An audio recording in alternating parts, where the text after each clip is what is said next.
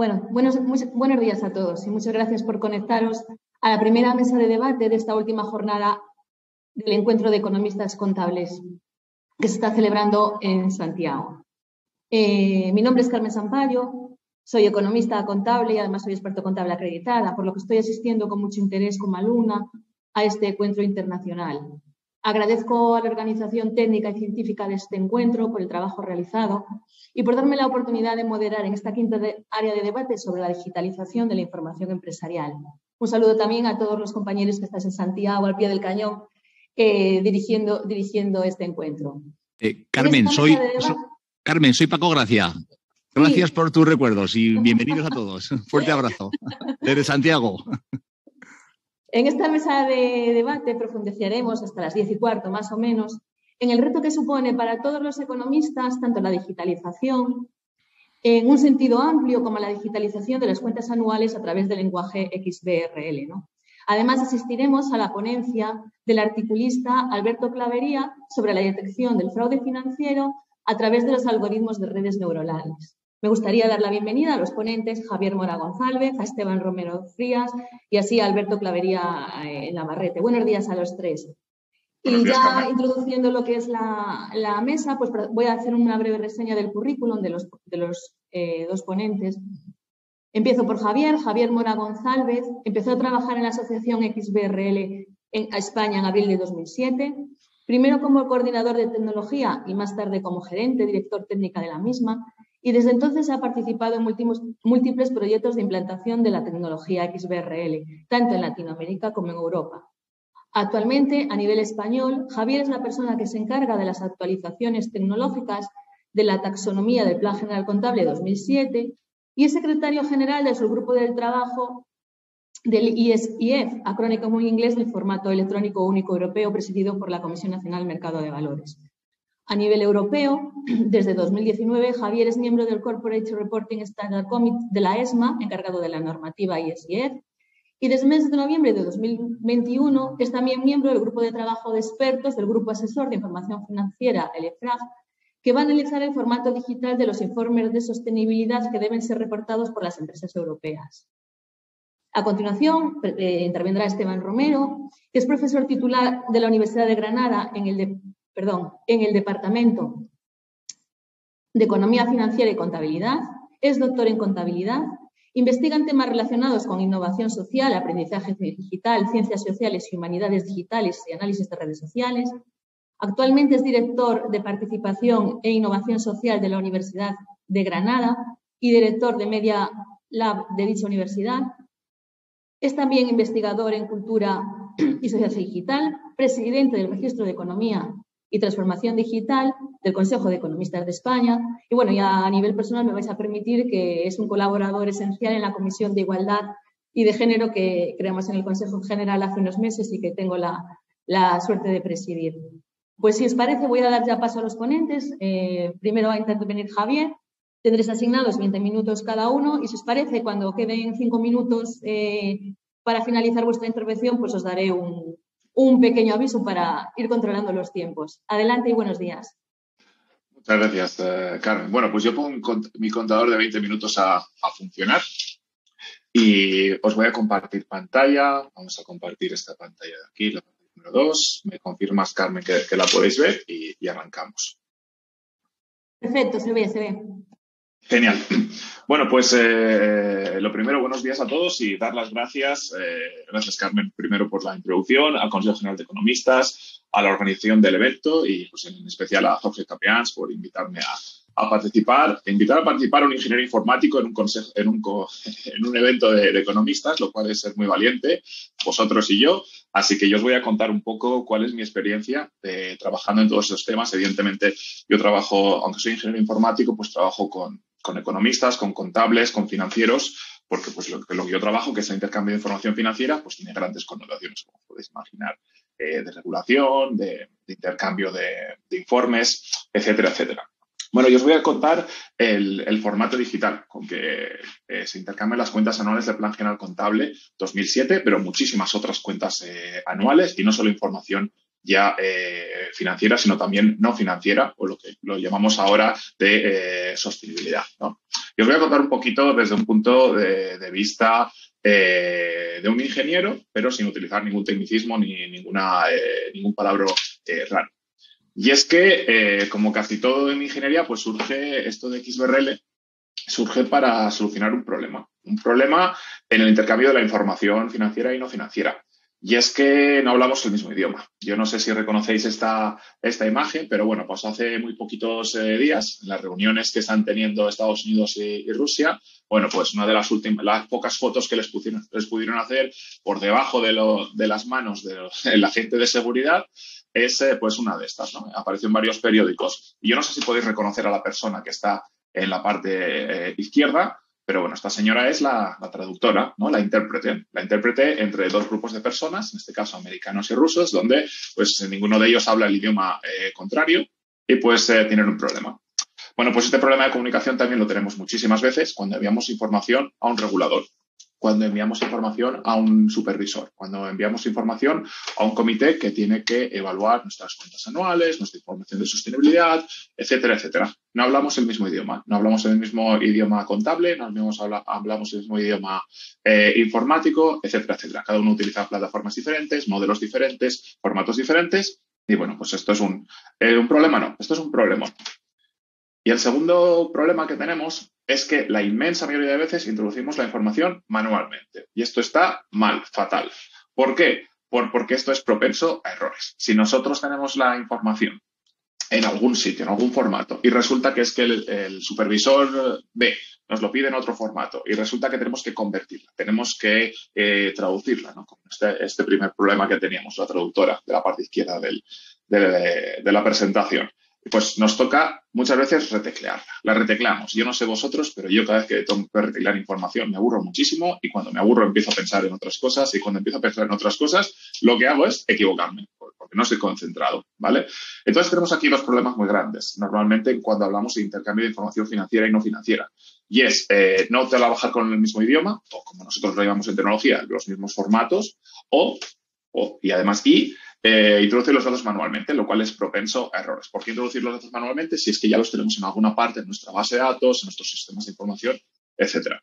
Bueno, pues como casi todos los que estáis ahí en la sala, mejor que yo sabréis, bueno, pues esto del plan general contable, la normalización del plan general contable empieza en el 1990. Plan general contable de 1990. Y poquito a poco, pues se va evolucionando. Aquí está toda la retahíla de cosas que van apareciendo. Bueno, y hay un punto en el que es el plan general contable del 2007, donde todo se empieza a homogeneizar más, ¿vale? Y este formato de texto plano que teníamos antes en el plan general contable del año 90, pues en el año 2007 se dice, bueno, pues este ASCII ya no vale, lo que ahora vamos a utilizar es un formato estándar, universal, abierto y gratuito, que en este caso pues se llama XBRL, se podría llamar de otra manera, pero bueno, en este caso se llama en XBRL. Y es el formato digital que se utilizan en el PGT 2007. ¿Vale? No solo en PGT 2007, vas a ver muchísimas otras taxonomías en España, otros modelos de intercambio de información, pero bueno, el XBRL aparece en el plan general contable del 2007, cuando tenemos ya todos los formatos absolutamente definidos, etcétera, ¿vale? ¿Y por qué aparece? ¿Cuál es la evolución lógica de llegar hasta un formato internacional de información? Bueno, pues es una pirámide. Es decir, nosotros la base de la pirámide que tenemos es el plan general contable. Esto es lo más importante, muchísimo más que la tecnología, evidentemente.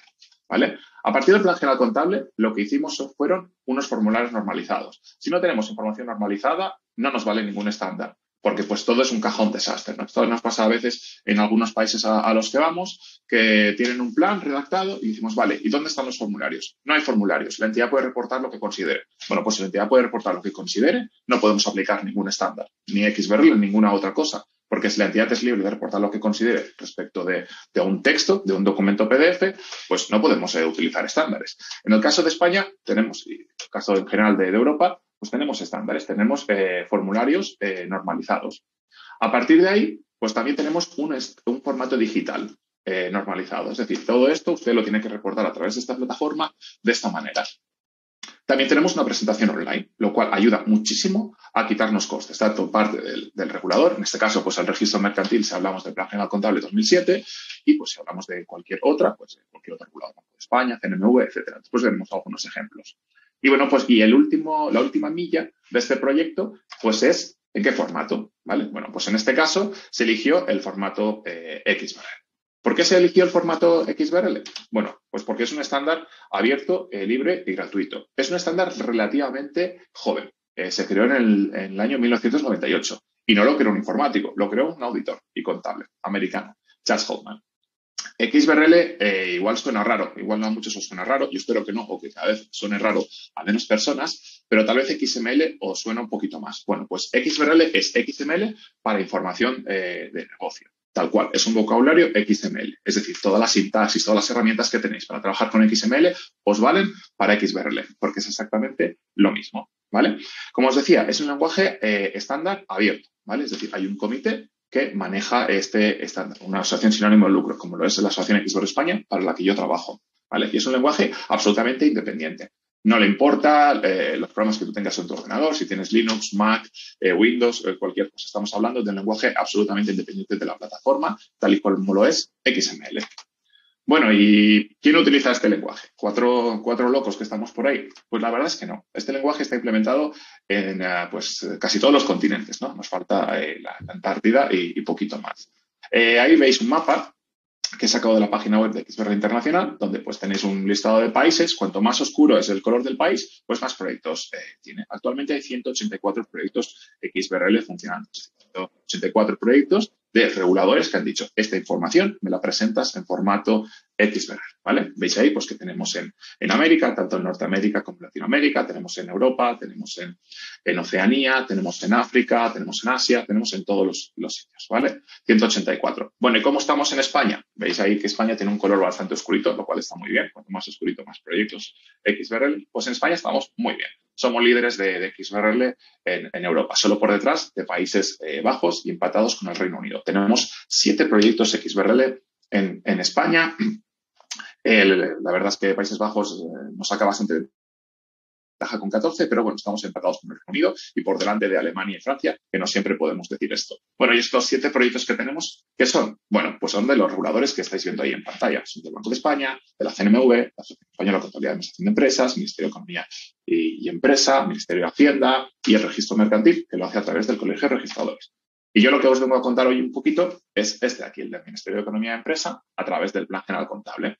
Bueno, ya sabéis que el Plan General Contable 2007, si son cuentas individuales, si son consolidadas, pues hablamos de NOFCA. En este caso, NOFCA 2000, que es otra taxonomía o modelo de datos hermano del Plan General Contable 2007. Evidentemente, por volumen, pues le damos muchas veces más importancia al Plan General Contable que las NOFCA, porque los grupos consolidados que presentan en España son relativamente pocos y por las empresas que presentan en España su Plan General de Cuentas, sus modelos, pues estamos hablando de casi 1 millón de empresas todos los años, ¿no? Entonces, yo os vengo a contar un poco cómo es el esquema que tenemos montado en el Plan General Contable. Y bueno, pues la verdad es que hay que desmitificar muchísimo todo esto, porque pues en el Plan General Contable del 90 enviábamos un ficherito ASCII, un ficherito TXT, eso lo enviábamos al registro mercantil. Bueno, y la verdad es que ese ficherito TXT pues se ha sustituido por un ficherito .xbrl y ya está. Es decir, digamos que la metodología de lo que hacemos pues no ha cambiado muchísimo, ha cambiado el formato del fichero, que ahora es internacional, que ahora ya cualquier persona de cualquier parte del mundo lo puede abrir con sus herramientas, lo puede comparar contra sus empresas, etcétera, etcétera, ¿no? Pero lo que tenemos siempre son 2 entidades aquí, un receptor y un emisor. La entidad receptora, pues en este caso es el registro mercantil, y la entidad emisora es todas aquellas empresas que tienen que reportar sus cuentas anuales en España. Así de sencillo. ¿Qué cambia el XBRL respecto al TXT? Bueno, pues que ahora la entidad receptora publica en su página web una cosa que llamamos taxonomía XBRL. ¿Y qué es la taxonomía XBRL? Bueno, pues es un conjunto de ficheros que lo que hacen es definir desde el punto de vista del ordenador, del punto de vista informático, cómo son esos modelos, pero también las reglas que tienen de variación, las reglas que tienen de presentación, etcétera, etcétera, etcétera. Esos códigos, vale, cada casilla, pues ahí tenéis un código, etcétera, pues todo eso viene dentro de ese modelo. Y esa taxonomía es pública, evidentemente, abierta y gratuita. Se publica en fichero zip en la página web del propietario de la taxonomía. ¿Y quién es el propietario de la taxonomía? Pues en este caso el ICAC. El ICAC es quien emite el Plan General de Cuentas y como tal, pues la taxonomía también es suya. Entonces, en la página web del ICAC, que han remodelado hace poquito, pues ahí tenéis las taxonomías del Plan General Contable, de NOFCAC, etcétera, etcétera, etcétera. Las entidades que hacen, bueno, pues que a partir de esta taxonomía lo que generan es un ficherito, que os he dicho antes. un informe XBRL que sustituye al anterior, de Plan General Contable 90, que era un fichero de texto, ¿verdad? ¿Qué tenemos ahora que no teníamos antes? Bueno, pues con el TXT, la verdad es que tú no sabías si aquello estaba bien o no. Tú lo enviabas al registro y esperabas que devolviera un número, ¿no? Bueno, pues ahora con el XBRL ya no hace falta que lo envíes al registro. Tú lo puedes validar en tu propio ordenador. ¿Por qué? Porque hay un montón de herramientas, la inmensa mayoría de ellas abiertas, gratuitas, de código abierto, donde tú dices, a ver, este informe que yo estoy creando, este depósito de cuentas que yo estoy creando para el registro mercantil, eso está bien hecho, esto cumple con las validaciones de cálculo, lo voy a validar. Le das un botoncito y lo validas, sin tener que conectarte al registro mercantil y nada, simplemente con tu propio ordenador. ¿Por qué? Porque las reglas están definidas en esto que llamamos ahí taxonomía XBRL, con lo cual no es necesario que hagas una conexión a ningún sitio. Tu propio ordenador puedes verificar que está todo correcto. Cuando está todo correcto, ¿qué haces? Bueno, pues lo envías. En este caso, pues a través de la sede electrónica del registro mercantil, pero pues otros reguladores deciden otras cosas, como si lo quisieras enviar en un correo electrónico, si lo quisieras subir a una plataforma por FTP, a un servicio web, cualquier cosa. Lo importante es que el receptor lo va a recibir, ese informe XBRL, y lo va a validar contra la misma taxonomía que está publicada, en este caso en la página web del ICAR, pero diferentes reguladores tienen diferentes taxonomías en diferentes sitios. Pues lo que hace el registro mercantil es que lo recibe, lo valida y si es correcto, lo incorpora. Evidentemente, nosotros podríamos intentar engañar al registro mercantil, enviar un informe XBRL que no pasara con las validaciones y cuando recibe el registro mercantil te dice, pues esto no pasa las validaciones y te lo devuelve, ¿vale? El caso que nos ocupa hoy, que es el del registro mercantil, bueno, pues tenemos ese depósito XBRL, o tenemos la hoja de identificación, el balance, pérdidas y ganancias, cambios en el patrimonio neto, el flujo de efectivo, la memoria, etc. Todo eso va en un informe que se llama XBRL, tiene una extensión .xbrl, ¿vale? Pero lo que enviamos al registro no solo es eso, también es otra cosa. Por ejemplo, tenemos otra información específica para el registro. Eso va en un XML aparte, que todavía no hemos considerado meterlo dentro del XML. Y van otros documentos, ¿vale? Informe de auditoría, informe de gestión y otros. Bueno, pues todo eso, como muchos de vosotros sabéis, los que presentáis las cuentas ante el registro, bueno, pues todo eso se empaqueta en un ficherito zip, ¿vale? Y ese es el zip que se presenta al registro mercantil. ¿Cómo se presenta? Pues lo podéis presentar de dos maneras, como sabéis, mejor que yo. Con un CD, que todavía hay gente que lo graba con un CD, ahora veréis las estadísticas, y lo puedes llevar físicamente pues, al registro. Y dices, aquí están mis cuentas anuales en un CD. Supongo que ahora admitirán una memoria USB, pero vamos, digamos que es lo mismo. O lo puedes presentar telemáticamente, que es lo que hace la inmensa mayoría de personas, que lo presentan al registro telemáticamente, que es muchísimo más cómodo, como podéis intuir, ¿vale? ¿Y después qué hace? Pues bueno, pues después el registrador lo recibe con un software suyo que tiene que se llama NRD2, ¿vale? Y lo que hace es dar publicidad de esas cuentas en la página web del registro, lo llaman Flay, a esa parte de la página web del registro, donde pues si tú lo has presentado en PDF, pues te van a publicar el PDF y si tú has presentado el XBRL con toda la información que hemos visto ahora, pues te van a publicar un zip con toda la información que tú has presentado. Así está. ¿Y cómo lo hacemos todavía en España? Bueno, pues estos son los últimos datos que me proporcionó el registro mercantil la semana pasada y bueno, pues la verdad es que es esperanzador. ¿Por qué? Porque pues la inmensa mayoría de gente pues está presentando las cuentas en recordad que todavía tienen la oportunidad de presentarlo en papel, ¿vale? Es una cosa que todavía sigue ahí. Y pues los datos del año pasado, del 2021, pues son muy buenos. Tenemos un 93,6% de entidades, de empresas en España, recuerda que son casi 1 millón de empresas o 1 millón cerquita, no sé después de la última crisis cómo ha quedado, pero que lo están presentando en formato XBRL, de los cuales la inmensísima mayoría, el 90,4%, pues lo presentan de forma telemática. Y solo pues un 3,2% de las entidades pues todavía va con el CD o con la memoria USB al registro. ¿Le gustará? O, no sé, la verdad es que no acabo de entender muy bien la razón. En cualquier caso, solo un 6,3% de las entidades en España, y pues como veis en el gráfico, en la parte derecha, el rojito, pues están presentando en papel, ¿no? Y es algo que, pues, con el tiempo yo creo que va a tender a desaparecer, ¿vale? Entonces, vale, pues tenemos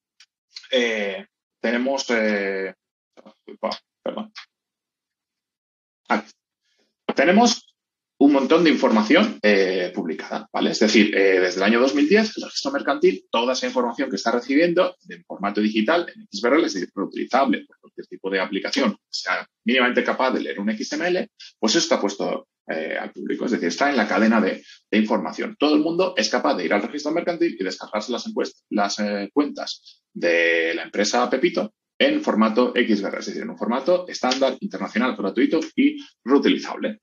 ¿Vale? Pues lo que vimos nosotros es que la inmensísima mayoría de gente todavía se descargaba el PDF. Nos preguntamos, bueno, ¿por qué? ¿Por qué las empresas, para analizar la información, etcétera, siguen descargándose el PDF si ya está en XBRL y es muy fácil leer un XBRL? Y vimos que la gente nos dijo, no es tan fácil leer un XBRL, ¿no? Entonces, bueno, lo que hicimos es, pues, comprobar que efectivamente no es tan fácil leer un XBRL. Un XBRL es una cosa, sí, es un lenguaje hecho para máquinas. No es que esté encriptado ni nada por el estilo, pero bueno, es un lenguaje tal cual estáis viendo en pantalla, es un XML, ¿vale? Hicimos desde la Asociación XBRL España, que son una asociación sin ánimo de lucro. Bueno, pues como XML es una especificación abierta y gratuita, dijimos, a ver, ¿cuál es la herramienta que utiliza la inmensa mayoría de actores de la cadena de información? Excel. Casi todo el mundo pues acaba utilizando Excel para una cosa u otra. Y lo que hicimos es un Excel abierto y gratuito que puedes descargar en esta herramienta, en esa URL, en esta dirección web que tenéis ahí abajo, que pues tú le dices, yo quiero cargar las cuentas anuales de esta empresa que me he descargado aquí el XBRL. Y le das a un botoncito, bien, aproximadamente medio segundo, te rellena todas las cuentas anuales, ¿vale? Todos los formatos que tenéis ahí, tenemos ahí como en bonito y tal, del balance, patrimonio, todo eso, del balance, cuentas, pérdidas y ganancias, etcétera. ¿Vale? ¿Qué hacemos? Bueno, pues con ese Excel estuvimos jugando un poquito y, bueno, pues ahí te va sacando unos ratios, unas cosas y unos colorcitos para que tú veas cómo está tu empresa, ¿vale? Y pues unos gráficos, veis ahí. Bueno, la verdad es que es bastante entretenido. Ya tiene 10 años el documento Excel y lo vamos actualizando. Javier, un segundo, te quedarían sobre 2 minutos y medio. Sí, más o menos. Perfecto. Pues nada, esta herramienta ya está funcionando. Entonces, siguiente herramienta con la que trabajamos. Bueno, pues yo no sé si lo recordáis, pero en 2015-2016 el Banco de España hizo una circular para que todas las pymes que fueran a pedir un préstamo, lo estoy contando así por encima, todas las pymes que fueran a prestar un préstamo, ¿vale? Pudieran presentarle al banco cómo estaban sus números, cómo estaban sus cuentas anuales respecto a las otras empresas de su sector, ¿vale? Y bueno, pues como es una obligación del Banco de España, le hizo una circular, lo que hicimos es que, bueno, pues lo que vamos a hacer es una herramienta junto con el Banco de España y el registro mercantil para que esas pymes lo tengan más sencillo, ¿vale? Y bueno, pues digamos que la base de datos de ratios y periodos de empresas la tiene el Banco de España y pues uno se lo puede descargar en Excel, ¿vale? Y pues la herramienta que hicimos tomó una serie de indicadores y lo que hace es ver cómo estás tú respecto a las empresas de tu sector. Entonces, la herramienta lo que va a hacer muy sencillo es cargar la información, si la tienes en XBRL perfecto, si no, de forma manual, cargar esta base de datos sectorial de tu sector, ¿vale? Y pues bueno, es una herramienta muy sencilla, también en Excel y también disponible en la página web del Banco de España. Y bueno, como nos hace en XBRL España, es la importación del informe en XBRL, ¿vale?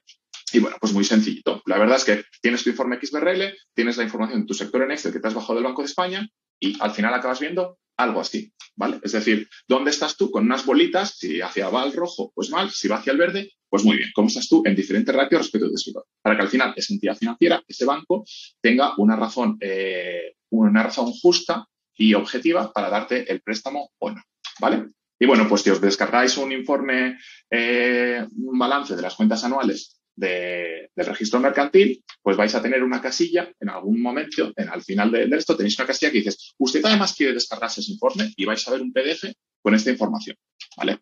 Y ya, bueno, pues la última herramienta y digamos la más sofisticada es una herramienta que hemos hecho para el registro de expertos contables, ¿vale? Es decir, ¿por qué no automatizamos este último paso? Es decir, ¿por qué si dentro del informe XBRL lleva cuál es mi CNAE, ¿por qué no se conecta automáticamente con la base de datos del Banco de España? Y lo que hacemos es que obtiene automáticamente cuál es su sector y hace la comparación de forma absolutamente automática. Bueno, pues todos los usuarios del RE, que son todos aquellos del Consejo General de Economistas y el Consejo de Cuentas de España, a través de esa herramienta obtienen de forma automática la base de datos de registradores y del Banco de España. Y al final, y esta es la última slide que tengo, pues es un Excel sencillísimo donde puedes comparar hasta 5 empresas o tu propia empresa con los últimos 5 años, cómo estás respecto de tu sector, para una cantidad de ratios bastante elevada, muchas más de los que pide el Banco de España. Bueno, y esta es una pequeña captura de pantalla que puedes ver ratios de liquidez, de endeudamiento, de solvencia, plazo en imagen, rentabilidad personal, etcétera. Y puedes verte tú cómo estás respecto a las empresas de tu sector o 5 empresas diferentes o una sola empresa durante 5 años. Y es una herramienta que todos los usuarios del REC, todos los miembros del REC, tienen de forma absolutamente gratuita a su disposición para trabajar con los informes de XBRL y con la base de datos de ratios sectoriales del Banco de España. Y nada más. Muchísimas gracias. Creo que me ha ajustado bastante a los 20 minutos. Me he pasado un poquito. Nada. Muchísimas gracias, Javier, por ajustarte también al tiempo y por la clara exposición. Hay varias cuestiones, pero si te parece, os las trasladaré al final, cuando posterior a la intervención de Alberto. Esteban, perfecto, muchas gracias. Por tu parte tienes la palabra. Buenos días. Muy bien, muchas gracias. Es un gusto estar con vosotros, estar contigo, Carmen, en esta mesa. Y bueno, una pena que no nos veamos en Santiago, pero seguro que el año que viene pues habrá oportunidad de ir a otro lugar y encontrarnos. Voy a compartir pantalla y bueno, inicio la presentación. A ver, yo creo que se está viendo. Bueno, a ver si puedo pasarla y ya vamos bien. Perfecto. Bueno, el enfoque de mi presentación va a ser un poco más global que el enfoque que hemos tenido en torno ahora al XBRL, ¿no? Que es uno de los ejemplos, yo creo, magníficos del resultado del proceso de transformación digital, digamos, de la propia información y de las empresas en su conjunto.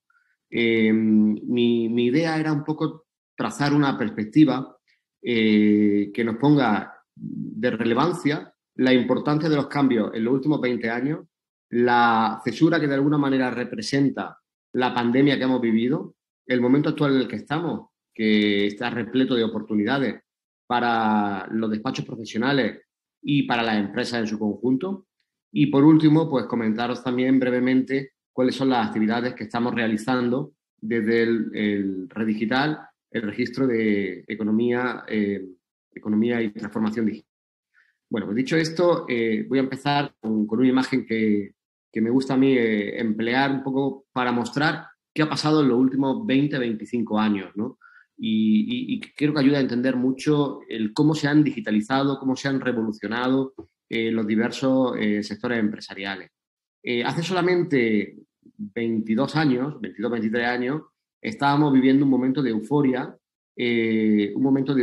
en torno a lo que se denominó en aquel instante la nueva economía.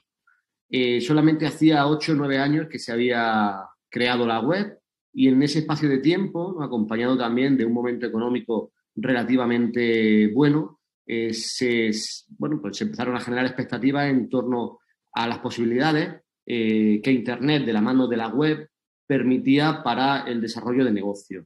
Cuestiones como poder tener una empresa abierta 24 horas al día.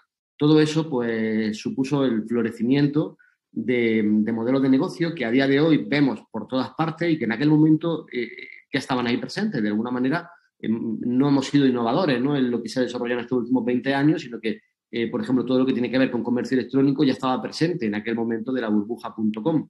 ¿Qué diferencia había? Bueno, fundamentalmente el mercado no estaba tan maduro, la penetración de Internet no es la que tenemos ahora. No teníamos la movilidad, es decir, los dispositivos móviles con nosotros, que es esencial para todo lo que se ha producido, para todo lo que es la digitalización de la información. Pero, sin embargo, había otras cuestiones que sí estaban presentes y que se siguen repitiendo hoy día. Yo recuerdo que el año 1999 estaba en la universidad y tuve oportunidad de ir a un curso en el Escorial que se llamaba así, La Nueva Economía, un curso en el que, bueno, pues iban CEOs de empresas del IBEX a hablar de cómo iba a cambiar todo, sin saber que solamente unos meses después buena parte de las inversiones que habían hecho se vendrían abajo. Pero a raíz de ese curso, recuerdo que nos mandaron al cabo de unos meses unas actas, ¿no?, una acta sobre lo que se había hablado. Pues hace solamente unos meses me entretuve en leer aquellos documentos y era realmente interesante, porque había un tema, por ejemplo, que es muy recurrente y que sigue siendo recurrente hoy en día y que es central para todos y para todas las economistas. Es el tema de la formación, el tema de qué manera estamos preparados o no para la transformación digital de las empresas en un sentido amplio y, sobre todo, de la información. Es decir, básicamente estamos en un momento en el que la economía son datos y la capacidad, digamos, la competitividad de las empresas se cifra en torno a qué capacidad tenemos de generar conocimiento de esos datos. Por eso es fundamental trabajar con los datos financieros a través del XBRL, trabajar de manera eficiente, procesar grandes cantidades de información, pero no solamente eso, sino que hemos visto en los últimos años cómo la información no financiera ha ido adquiriendo una importancia cada vez mayor, porque sin ese contexto, dentro del entorno de economía tan complejo en el que estamos, sin ese contexto que nos proporciona la información no financiera, cada vez es más complicado poder analizar la información financiera. Y obviamente el panorama al que nos enfrentamos cuando vamos a esa información no financiera, bueno, es prácticamente, yo diría casi infinito, es decir, porque tenemos fuentes de información no estructuradas, fuentes de información que generan datos continuamente y todo eso requiere nuevos sistemas para poder ser procesado, ¿no? Ahí se incorporan conceptos como los que ahora mencionaré, ¿no? Como Big Data, inteligencia artificial, que en muchos casos no van a venir de la mano de la adquisición de un programa de inteligencia artificial para el despacho, sino que muchos de los dispositivos o de los programas, servicios que ya se están utilizando en las empresas ya van incorporando estos sistemas y nos permiten hacer cosas que hace solamente 10 años pues nos resultaban prácticamente pues para unas pocas, ¿no? Que podían hacer inversiones ad hoc para desarrollar esas aplicaciones. Bueno, volviendo a este gráfico, tomando como referencia lo que nos ocurrió hace 20 años, nos encontramos ahora en un momento, yo creo, decisivo, ¿no? Diría prácticamente a la hora de lo que es la transformación de la economía. Y en ese sentido, yo creo que tiene mucha importancia el reflexionar lo que ha ocurrido en pandemia, ¿no? Lo que ha ocurrido en pandemia no ha sido tanto el que las empresas hayan tenido la oportunidad de sentarse y de pensar estratégicamente hacia dónde deben de ir en el ámbito de la digitalización, sino que ha sido una especie de actualización masiva, ¿no? Como aquellos service pack que había, ¿no? Hace también unos 20 años con Windows, ¿no? Cuando te daban el CCD que tenías que meter y actualizar el sistema operativo de una tacada, ¿no? De forma masiva, no como hacemos ahora, que es mucho más progresivo. Pues eso es lo que ha ocurrido durante la pandemia. Hemos tenido que incorporar servicios que en muchos casos estaban disponibles desde hace ya décadas a nuestra labor cotidiana, simplemente porque pues, había incorporado un factor como era esa distancia social. Eso y tantísimas otras cosas. Entonces, yo creo que sin duda nuestras empresas han avanzado en digitalización, los despachos han avanzado en digitalización en estos 2-3 años. Nos hemos ido poniendo un poquito más al día, pero ahora es donde empieza el verdadero, yo diría el verdadero reto. Porque el verdadero reto va a ser, una vez que recuperemos unas condiciones relativamente similares a las que teníamos antes, de qué manera somos capaces de asimilar que necesitamos continuar y profundizar ese proceso de transformación digital si queremos seguir siendo competitivos. Y ahí aparecen una serie de tecnologías que, bueno, como decía antes, nadie tiene que pensar en ir al mercado a comprarse una aplicación blockchain o a desarrollar una aplicación fintech para su empresa.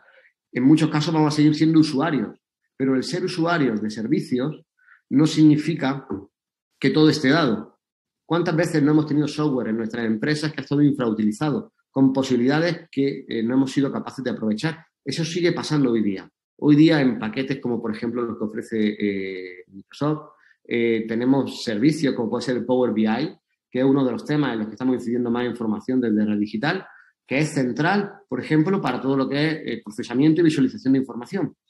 Entonces, no significa el tener que hacer expresamente una inversión adicional en muchos casos, sino el ser capaces de aprovechar aquello que ya vamos teniendo a nuestro alcance. Y obviamente ser capaces de detectar las nuevas posibilidades que van apareciendo, entender cuál es el entorno tecnológico en el que estamos y una cosa que a mí me parece fundamental, un poco protegernos frente a lo que supone también una especie de iluminismo tecnológico que parece que la tecnología y la proliferación de términos en inglés y de cuestiones que no llegamos a entender y de siglas no nos puede salvar de todo y ni mucho menos eso no es así. Es decir, en muchos casos hay gente que está matando moscas a cañonazos intentando emplear tecnología de este tipo para cosas que no lo precisan, ¿no? Y es simplemente por el hecho de que la tecnología vende, es un mercado que es muy atractivo y que está recibiendo ahora mismo muchísima financiación.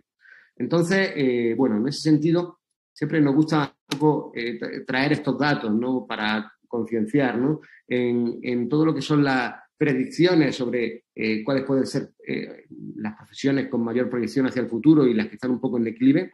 Básicamente nosotros somos carne de cañón, ¿no? Todos los temas que tienen que ver con contabilidad, como aparece ahí, auditoría, nómina, en fin, actividades administrativas, entrada de datos, todo eso claramente se sitúa dentro del marco de lo que puede ser automatizado. Y no son necesariamente malas noticias para nosotros. Son oportunidades porque vamos a poder empezar a dedicar más tiempo al análisis de datos y a la toma de decisiones. Y eso es hacia el bloque en verde, ¿no? Hacia ese tipo de, digamos, de profesiones, ¿no? Que giran más en torno a ese procesamiento de información, a ese análisis, a ese empleo de tecnología con esos fines, etcétera, ¿no? Y ahí es hacia donde yo creo que tenemos que ir yendo. Informes de asociaciones y de empresas dedicadas a auditoría y a consultoría hace ya tiempo que nos manifiestan esto. Este es un informe del año 2018 de una asociación de auditoría danesa, donde básicamente nos dice cuáles son las competencias, ¿no? Para los nuevos economistas, expertos contables, auditores. Y como veis, obviamente es importante la auditoría y la contabilidad. Necesariamente es el campo en el que nos movemos y son los conocimientos básicos de los que partimos. Pero el resto tiene que ver con análisis de información, tiene que ver con digitalización y con innovación. Llegamos entonces al marco de lo que sería la situación actual, ¿no? Comentaba antes que, bueno, el momento en el que nos encontramos es un momento, yo diría, único de oportunidades. Tenemos dos grandes programas encima de la mesa. Por un lado está el Next Generation, que es el programa de financiación de la Unión Europea para la recuperación de la pandemia, que ha puesto encima de la mesa 800.000 millones de euros. Pero es que también tenemos el presupuesto corriente de la Unión Europea, que entre ambos suman más de 2 billones de euros para los próximos años. Hay varios ejes clave para la ejecución de esta financiación. Fundamentalmente, como viene en el plan de recuperación también que tenemos en nuestro país, estamos hablando de digitalización, de sostenibilidad, de cohesión, en un sentido amplio, cohesión territorial, y de igualdad. Son los 4 grandes ejes en los que, digamos, se tienen que construir los proyectos que presentemos. Y en ese sentido, bueno, esto ya se está materializando a través de programas como el programa del Kit Digital, que es uno de los muchos que va a haber y sobre el cual pues, hemos hecho ya alguna actividad en las semanas anteriores a través del Consejo, a través de Red Digital. Traigo porque es verdad que llevamos con esta aceleración de los tiempos, ¿no? Que tenemos desde que ocurrió lo de la pandemia, ¿no? Ya antes venimos acelerados, pero todavía aún más. Parece que bueno, continuamente hablamos de fondos, de que España ha sido el primer país en cumplir las condiciones para recibirlos, pero ¿dónde están esos fondos, no? Bueno, pues esos fondos se están empezando ya a distribuir a través de programas como este, el Kit Digital, que es un programa que tiene como objetivo facilitar y acelerar la digitalización de las pymes y que además es un programa que no es competitivo, simplemente hay que cumplir las condiciones y en función del número de empleados que se tenga, pues se recibe la financiación hasta que ésta se acabe. Estamos hablando de más de 3.000 millones de euros, con cuantías para empresas pequeñas que van desde los 2.000 euros hasta los 12.000. Obviamente es un primer paso. Yo creo que aunque no tuviéramos estos programas, tendríamos que incidir sin duda en inversiones de la propia empresa y aprovechar el apalancamiento que nos supone esta financiación de estos programas para invertir aún más. Aquí tenéis algunos de los campos, ¿no? Algunos de las categorías, ¿no? Las categorías en las que se puede emplear el dinero del Kit Digital. Desarrollo de presencia web, comercio electrónico, gestión de redes, gestión de clientes, inteligencia empresarial y analítica, ciberseguridad, comunicaciones seguras, factura electrónica, gestión de procesos y servicios y herramientas de oficina virtuales. Bueno, pues dentro de esto hay una gama grandísima de proyectos, de servicios, de ecosistemas tecnológicos en los que tenéis que apostar. El modo de hacerlo va a ser trabajar con agentes digitalizadores, que son agentes que se han ido inscribiendo a lo largo de estos últimos meses con el Ministerio, como expertos en cada uno de esos bloques, y una vez que recibamos nosotros esa financiación, podremos ir a invertirla en cada uno de esos, ¿no? Entonces, bueno, es un tema que sirve de ejemplo para estas cuestiones que estamos hablando. En la presentación tenéis también información que hemos extraído de la propia presentación que Red.es nos hizo hace una semana con las condiciones y, bueno, todo esto lo tenéis a disposición también en la web de Red Digital. Hay también una figura desde el punto de vista de lo que es, digamos, nuestro papel de intermediación, que es la de representante voluntario, que se está desarrollando y que es un poco la capacidad de actuar para todo lo que es la tramitación de la ayuda, ¿no? Entonces, bueno, puede que esto también nos pueda ofrecer algún tipo de oportunidades, incluso una cuestión que yo creo que puede ser interesante, que es la de buscar alianzas, ¿no?, con los propios agentes digitalizadores. Los agentes digitalizadores saben de tecnología, pero no necesariamente saben de cuáles son las necesidades funcionales en un negocio. Y en ese papel, para eso, el papel del economista pues, es esencial.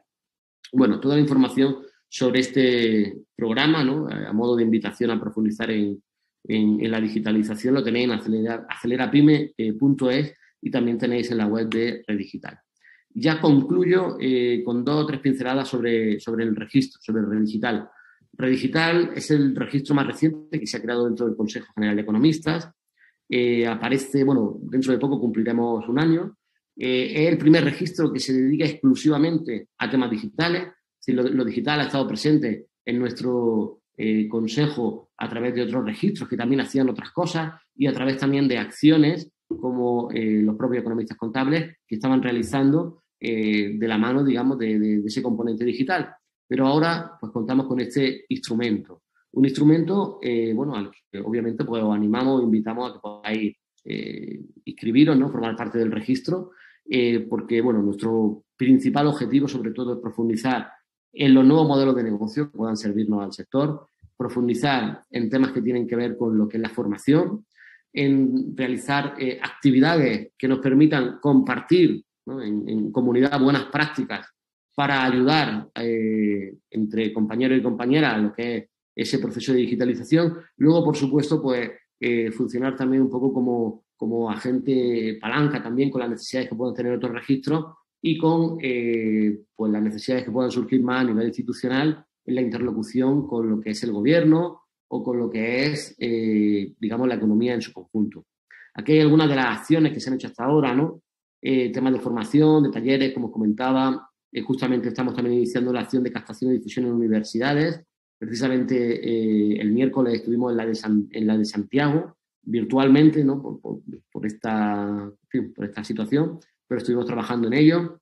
Estamos también con un programa de experiencias de digitalización, jornadas presenciales que esperamos poder empezar en primavera, ¿no? De momento hemos trabajado solamente en virtual, diversos consejos, ¿no?, tanto consultivo, territorial y una asamblea abierta de todos los miembros que en breve convocaremos, ¿no?, para compartir un poco cuáles son las necesidades que tenemos. Luego otra serie de proyectos que hay encima de la mesa con la Unión Profesional, como es la tarjeta profesional digital o temas de facturación digital.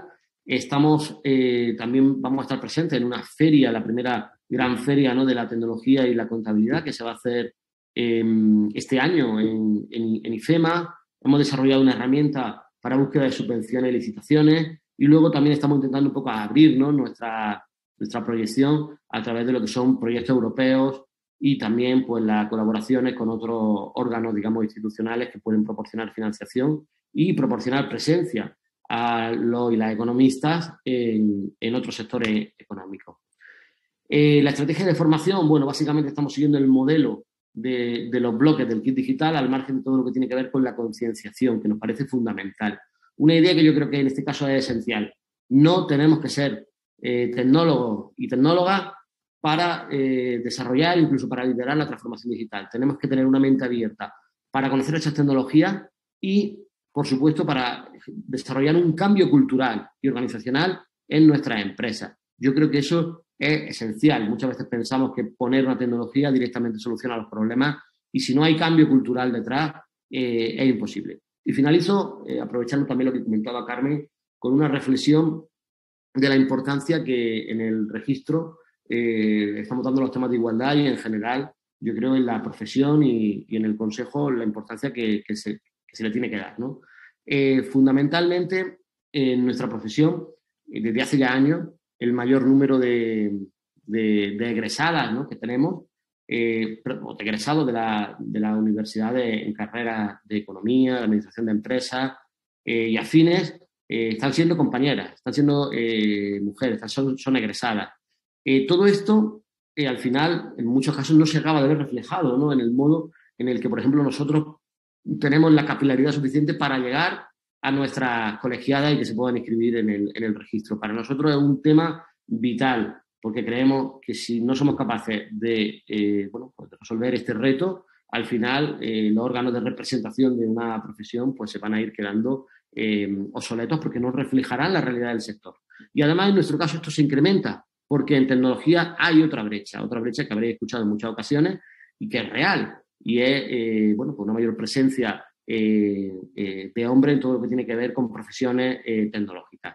En ese sentido, pues desde Red Digital estamos muy concienciados con esto. Creemos que es vital para el futuro de la profesión y, sobre todo, para que los procesos de las empresas los procesos de transformación digital sean más inclusivos y sean más exitosos. Y bueno, pues dicho esto, muchas gracias, Carmen, y os doy la bienvenida a todos y a todas a Red Digital, y os animo a que podáis ser parte de este nuevo registro. Pues muchísimas gracias. Gracias, Esteban, como siempre, por la exposición y por el trabajo que realizáis desde Red Digital, que me consta como miembro que soy. Y, desde luego, agradecerte ese apunte del final, ¿no?, de que tenemos que entre todos romper esa brecha de género que existe en el tema digital. Pues ahora es el turno de Alberto Clavería Navarrete, que nos va a presentar un interesante trabajo que tiene por título Algoritmo de redes neuronales para la detección del fraude financiero, una comparación de las técnicas complementarias de los últimos 5 años, del que es coautor junto con Amelia Carrasco, ambos de la Universidad de Sevilla. Buenos días, Alberto, y te recuerdo que el tiempo asignado es de 5 minutos y vamos bien, así que cuando quieras, adelante. Hola, no sé si me escuchan bien. ¿Me escuchas bien tú, Carmen? Sí, sí. Ya, oye, muchísimas gracias nuevamente por la presentación. Agradecer la invitación a participar de este encuentro. Yo estoy acá en Santiago de Chile, eso sí. Así que compartimos el nombre de la ciudad, pero en países distintos. Pero, como les decía, agradezco la oportunidad. Y tal como tú presentaste el título de este trabajo que realizamos, básicamente está relacionado con los algoritmos de redes neuronales para poder detectar fraude financiero y en este caso particular estuvo relacionado fundamentalmente a poder comparar todo lo que pasó en los últimos 5 años con el desarrollo de esta herramienta. Esta es una presentación muy breve que básicamente va a tratar de cumplir 3 grandes objetivos. Primero, comentarle un poquito de que esta presentación, o este trabajo en realidad, buscó en cierta medida detectar cuál es la factibilidad para poder utilizar las redes neuronales para poder detectar fraude financiero en distintos tipos de negocios, ¿ya? Se consideraron básicamente este tipo de herramientas porque son las más utilizadas en el mundo del fraude financiero, fundamentalmente de fraude electrónico, ¿ya? Por eso el foco en este tipo de herramientas de detección de fraude. Buscó también intentar responder a 2 cuestionamientos. Primero, cuáles han sido las actualizaciones o complementos aplicados al algoritmo, específicamente de las redes neuronales, y cuál ha sido la implementación y eficacia en la detección del fraude. Es decir, esos 2 puntos, esos 2 cuestionamientos fueron los que de alguna manera nos impulsaron para esta investigación. Comentarle un poquito que la metodología fue de orden documental. Se hizo una selección de casos para poder hacer un análisis general de esta temática. Posteriormente se hizo un análisis estadístico y de interpretación de datos para saber cómo las redes neuronales se utilizan para poder detectar fraude financiero en los distintos casos que analizamos. Se examinó cómo se desempeñaban los ANN, que son las redes neuronales, para detectar fraude. Vimos las actualizaciones y el análisis de eficacia que hubo en el uso de este tipo de metodología para poder detectar fraude financiero. Se excluyeron de esta investigación todos aquellos informes o papers o artículos que no provenían de fuente primaria. También fueron excluidos todos aquellos que no se enfocaban en la detección del fraude financiero. Y también se excluyeron a todos aquellos que no realizaban comparación estadística. Es decir, el foco estuvo básicamente en todos aquellos que eran primarios, en los que se enfocaron en el fraude financiero y en aquellos que tenían fundamentalmente comparaciones estadísticas del rendimiento de este tipo de herramientas. Posterior a eso se utilizó un método comparativo para poder comparar, valga la redundancia, los distintos papers asociados a esto. Se aplicaron matrices de priorización y confusión para poder acotar un poco los resultados producto de esta investigación. ¿Cuáles fueron los hallazgos? Que fueron bastante interesantes, para nosotros por lo menos. De los 118 documentos que se analizaron, se seleccionaron solo 32 papers, en donde pudimos detectar que en el año 2019 la mayor cantidad de investigaciones relacionadas con esta materia fueron basadas básicamente en redes neuronales en 11 de los 32 artículos, ¿ya? Ahora, lo más importante, en realidad más que lo más importante, lo que pudimos indagar acá, es que se identificaron 27 actualizaciones a los algoritmos tradicionales que existen, relacionados fundamentalmente con redes neuronales profundas, o los DNN, las redes convolucionales de algoritmos, y los algoritmos de redes neuronales relacionados con SMOC. Todos estos tres tipos de redes neuronales básicamente están muy enfocados en la detección del fraude online y en el uso fraudulento de las tarjetas de crédito. Es decir, cuando estas personas que están trabajando en esto, estos hackers, de alguna manera entran a las redes y nos tratan de hacer algún fraude de orden financiero, estos tres tipos de herramientas complementarias fueron las que más se utilizan hoy día para poder contrarrestar el ataque por parte de esos delincuentes cibernéticos, ¿ya?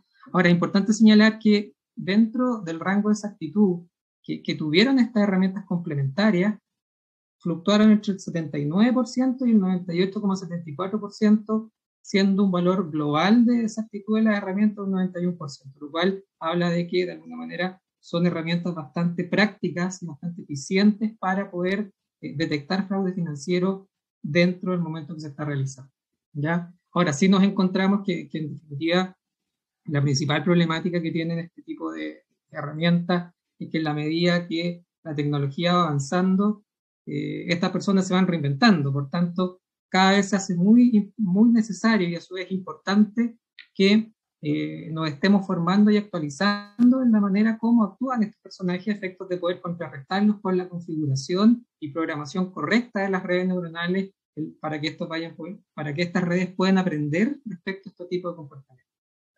Y por último, para cerrar, agotándome a los 5 minutitos que tengo, es comentarles que esto nos deja bastantes desafíos desde el punto de vista de nuevas investigaciones. Un desafío importante es poder indagar cuál es el tiempo de entrenamiento que necesitan estas redes neuronales, porque recordemos que generalmente muchas de las redes neuronales se comportan muy similar a cuál es el comportamiento biológico de nuestras neuronas. Por tanto, estos algoritmos están constantemente aprendiendo, por tanto, tenemos que investigar cuánto tiempo se demoran o toman para poder entrenarse, para poder lograr los objetivos que tienen. Tampoco los documentos que pudimos analizar detallan el costo y el tiempo invertido en el desarrollo de la programación de estos ANN, por tanto es un foco de investigación importante que yo creo que se va a venir en el futuro. Y por último, cómo estos ANN nos pueden servir para poder detectar, disuadir y a su vez prevenir fraude financiero en los distintos ámbitos, no necesariamente los ámbitos no necesariamente tecnológicos, como se ha indicado latamente en la literatura. Bien, pues, le agradezco mucho su tiempo y su atención y les mando un saludo desde acá desde Chile a todos los colegas. Un abrazo. Muchísimas gracias, Alberto. Un saludo para Santiago de Chile y buenas noches, que será ahí, ¿no? Ahí... Y acá son las 6 de la mañana. Bueno, pues está bien. Muchas gracias, Alberto. Gracias a ustedes. Bueno, pues la verdad que un fantástico trabajo el de Alberto, ¿no? Muy, muy interesante. Y tenemos ya varias preguntas que nos trasladan para los ponentes y que si os parece os voy a plantear por orden de intervención, ¿no? Vamos bien de tiempo, o sea que creo que las podremos tratar. Para Javier, retomamos otra vez. En tu presentación, en concreto la diapositiva 11, cuando hablábamos de la realidad en las cuentas anuales de la presentación, ¿no? lo referido a la estadística que se veía en ese gráfico, ¿hay algún plan para que la presentación de estas cuentas anuales sea ya 100% digital? Bien, en otras palabras, es decir, ¿hay algún plan concreto para prohibir que ese porcentaje pequeño de empresas que siguen presentando las cuentas en papel lo sigan presentando? Bueno, pues tristemente no. Es decir, ahí veis, creo que estáis viendo la diapositiva a la que hacías mención. Tenemos todavía un 6,3%, es decir, si tenemos 1 millón de empresas en España que reportan un 6,3%, son 63.000. Es decir, hay 63.000 empresas que todavía en España van con los modelos PDF rellenados a mano, como aquel que dice, al registro mercantil. ¿Qué hacer con esas 63.000 empresas? Pues obligarles parece que es una opción políticamente poco popular. Decir que estas empresas tienen que utilizar un ordenador y un programa gratuito. Recordad que es que rellenar esto, el registro mercantil te da una herramienta que es el depósito digital de cuentas, el D2, que lo llaman. Y de momento, digamos que aunque va cayendo, veis esa gráfica que va cayendo, 20,9, 18, 14, 12, 10, 9, 8, 7, 6, pues lo normal sería presentarlas todas en digital. Estas últimas semanas justamente estamos viendo como muchas veces obligar a la total digitalización, pues con los temas de la banca que hemos visto, de personas mayores que no quieren o no pueden estar alineados con la digitalización de la banca. Con esto pasa un poco lo mismo. Es decir, estamos hablando de empresas muy pequeñitas, empresas muchas veces muy artesanales que tienen o no ordenador y pues de momento no se las puede obligar. Claramente cada año va cayendo al menos un 1% más. O sea que digamos que la estadística es que en 6-7 años no haya apenas nadie presentando. Pero de momento, respondiendo a tu pregunta, tristemente no hay una fecha en la que digamos, a partir de aquí dejamos de recibir modelos de cuentas en papel. Pues muchas gracias, Javier, porque la verdad que yo soy la primera sorprendida. Yo siempre pensé que ya era obligatorio el tema digital, ¿no? El depósito de cuentas. 63.000 empresas, fíjate, que lo siguen presentando así y digamos que tanto el ICAC como el Colegio de Registradores les da un poco de miedo cuál es la repercusión, porque igual de esas 63.000, si les obligas, igual 20.000 o 30.000 no te las presentan. Entonces estás dejando de recibir cuentas. Fijaros que esto, cuando te las presentan, normalmente en papel te las presentan escritas a mano, por alguien que las ha escrito a mano. Evidentemente el registro mercantil tiene máquinas que van reconociendo los números y los van moviendo a la base de datos y si tú te bajas el PDF de una empresa que ha presentado en papel, lo vas a ver en bonito, porque hay un OCR, un lector de caracteres, que te lo va a poner en un PDF en bonito, no lo vas a ver escrito por la persona, ¿no? Pero todavía estamos así, ¿no? Pero de momento vamos a seguir, al menos un par de años más. Bueno, pues es lo que hay. Y la pregunta que nos planteas es en relación a las herramientas que mostraste durante la presentación, ¿no? La primera y la segunda son públicas, pero la tercera herramienta, la herramienta que la llamaste herramienta REC para el registro de expertos contables, evaluación de la situación económica financiera en este sector, esa no es pública, ¿verdad? ¿Quién tendría acceso a ella? Bueno, pues ahí ya tienen acceso, como veis en pantalla, todas aquellas personas que pertenecen al Instituto de los Jurados de Cuentas de España y al Consejo General de Economía. Todos vuestros afiliados lo que tienen es un usuario y contraseña. Y con ese usuario y contraseña, pues hacen esta consulta. ¿Qué hacen aquí? Bueno, pues de una forma súper automatizada. Yo tengo las cuentas anuales de esta empresa y quiero ver cómo esta empresa está respecto a su sector. O yo tengo estas cuentas anuales de estas 5 empresas para este año y quiero ver cómo les va a las 5 respecto de su sector. ¿Que tienen el XBRL de las cuentas? Perfecto. Lo cargan con la herramienta Excel, ¿no? La herramientita que tenemos aquí, lo cargan rápidamente. ¿Que no lo tienen? No pasa absolutamente nada. Lo pueden rellenar a mano. Como os decía en mi presentación en el primer slide de la señora que estaba en un supermercado antes, cuando no había códigos de barras para los productos, pues les va a tocar introducir a mano los datos. Nuestra experiencia es que es inmensamente mejor cargarlos automáticamente con un XBRL, porque en menos de un segundo lo tienes todo cargado. ¿Que no? Pues bueno, a mano. Pero lo que te decía es que pues con esta herramienta, la verdad es que lo puedes cargar y puedes tener todo a mano. Si no tuvieras esta herramienta, te tocaría saber el CNAE de la empresa, irte a la página web del Banco de España, donde está esta información, bajarte el trocito, porque el Banco de España no te da la base de datos entera, te la da por CNAE a 4 dígitos. O sea, que imagínate, si te la tienes que bajar entera, pues tienes que bajarte cada uno de los Excel de todos los CNAEs de España a 4 dígitos para todos los años. Entonces, pues claro, pues lo que hacemos es pues, una colaboración con estudios de los pruebas de cuentas y con Consejo General de Economistas. Hemos dicho, bueno, pues esto para vosotros tiene que ser automático, porque es que no ganamos nada en hacer trabajo manual, ¿no? Entonces, para todos vuestros asociados tienen esto y simplemente si no lo conocían, que pregunten al contacto que tienen ahí, que todos ellos tienen un usuario y contraseña y pueden trabajar en este tema. Lo tenemos implementado desde hace 1 año y medio la última mejora y 2-3 años la versión que solo te he dejado comparar una empresa. Pues muchísimas gracias, Javier. A vosotros. Traslado las preguntas que nos plantean para Esteban. Y bueno, yo creo que, Esteban, ¿qué ha supuesto desde tu óptica la pandemia en lo que es la transformación digital?